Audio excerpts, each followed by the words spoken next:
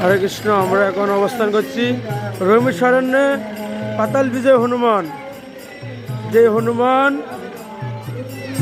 ত্রিবেণী এলাহাবাদে হচ্ছে রাম এবং লক্ষ্মণকে নিয়ে হনুমান পাতালে ঢুকেছিলেন। পাতালে ঢুকে সেই পাতাল দিয়ে এসে এই রমেশারণ্য দিয়ে বেরিয়েছিলেন। ত্রিবেণী দিয়ে পাতালে ঢুকেছিলেন আর এই রমেশারণ্য দিয়ে বেরিয়েছিলেন পাতাল থেকে। সেই পাতাল বিজয় হনুমানের মন্দিরে আমরা অবস্থান করছি। হরে কৃষ্ণ।